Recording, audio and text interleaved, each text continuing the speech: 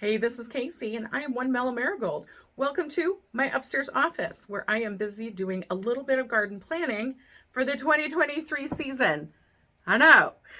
We all know that every gardener every year has wins and losses. In this video, we're going to talk about my top 4 winners of the 2022 garden, starting with number 4 and saving the best for last. And stick around if you can, because I checked all my YouTube and my TikTok videos, and I think I've maybe mentioned my top producer like one time. So could be a bit of a surprise. Stick around. Let's go. And my number 4 spot is quinoa. Yay, quinoa. Quinoa was an experimental plant for me this year. I attempted to germinate some seeds up here in upstairs garden along with everybody else. And truthfully, they just didn't take off that well. And so I gave them a second chance and just did a direct sow in my backyard garden. And of course, they germinated like crazy. The plant itself is super beautiful. Mine grew to about 6 feet tall, and everything starts out green, but as the plant matures, everything starts to turn these beautiful red, orange, and yellow hues. It's really, really very pretty, even if you just grow it for ornamental purposes. The harvest process sure is a little time consuming, as I found out, but as I am brand new and just sort of fuddling along, I'm sure I will get better at that in the future. Cooking with it is exactly the same as store-bought quinoa.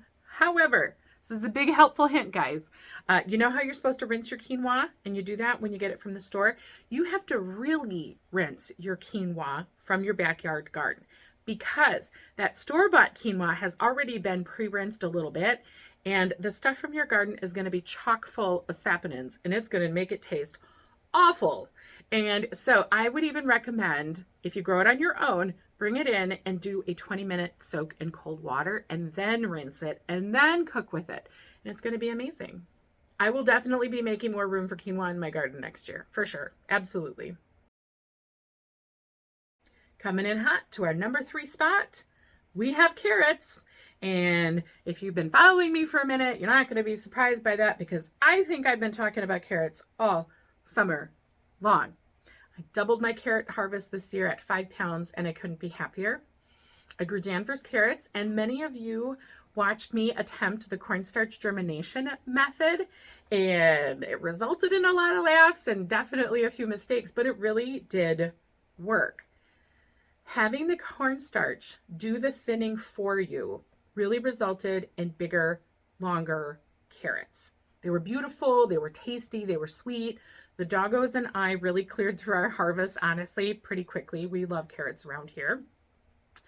And next year, I'm going to have a little bit more food storage space down in my basement. And so I think I'm actually going to double the space that I allot for carrots and do a little succession planting, some a little early, some a little late. So I will definitely use the cornstarch method again, and I'm sure I will get better at it.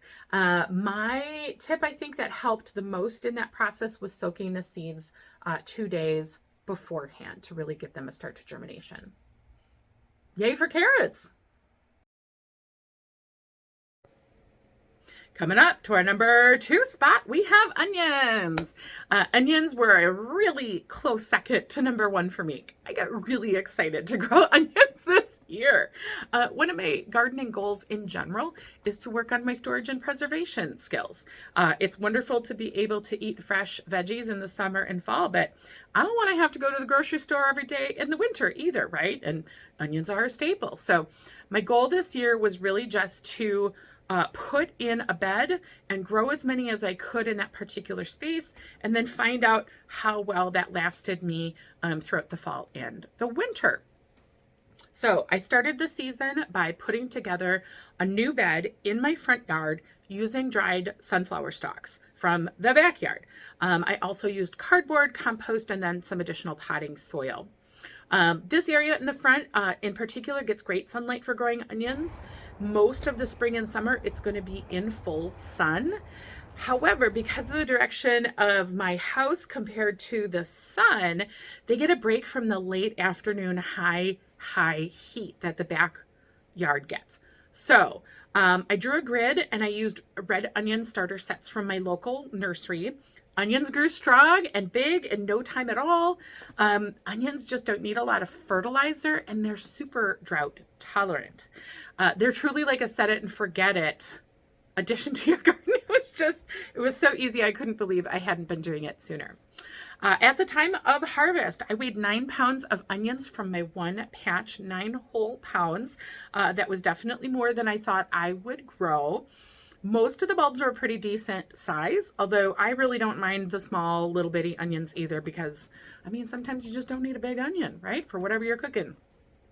Then I also harvested and dehydrated another 3 pounds of just green onion tops. So I guess about a total of 12 pounds of oniony goodness from one little packet of starts and earth. What I didn't realize about onions was how quickly I would go through them. Really, honestly, here I was thinking that my 9 pounds of onions were just going to last forever. They absolutely did not. So I learned something about quantity there. I made a ton of salsas and sauces, pizza, spaghetti. I just used a lot of onions in the things that I canned and made. And so that whole 9 pounds of onions pretty much went into my canning projects. And I had a few left over that worked its way into a couple of meals after that. But to be quite honest, it wasn't like the harvest to last the winter that I was originally hoping for. But what I did learn to cure in store, it worked great. It was so easy. I will absolutely do that again. And next year, I want to try some white onion and some sweet onion. So I will honestly keep growing onions. I really, really enjoyed the process, and I loved having them in the home. So can't wait to grow even more in the future. You stuck around. You made it. We're down to my #1 garden spot, my winner for 2022. You ready? I checked all my TikToks and YouTubes, and I don't think I hardly ever talked about this item of produce. But I present to you the grand winner of the 2022 gardening season. Look at her. Look at her.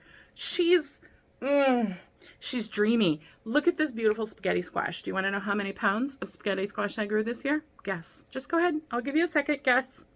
You're wrong.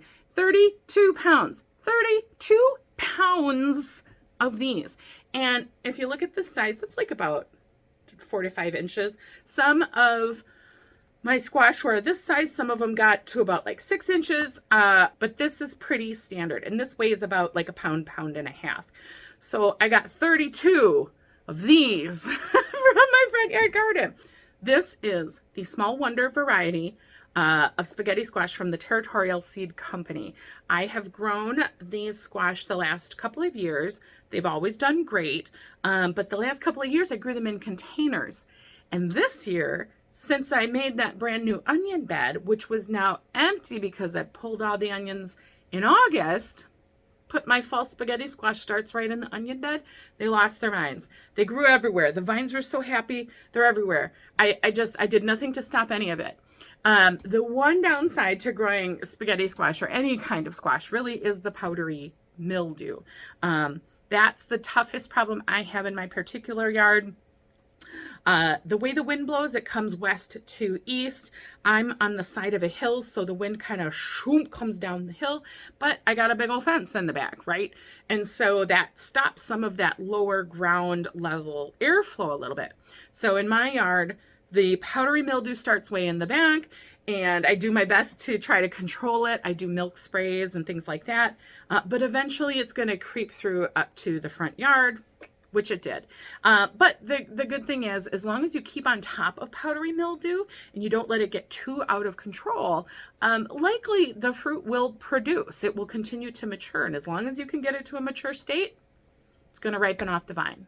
32 pounds of spaghetti squash. I'm so excited.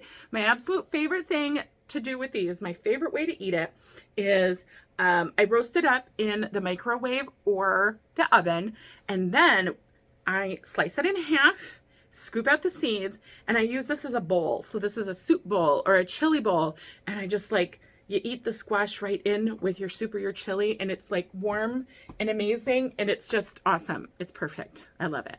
So there we go. There we go. Those are my top 4 winners of the garden this year.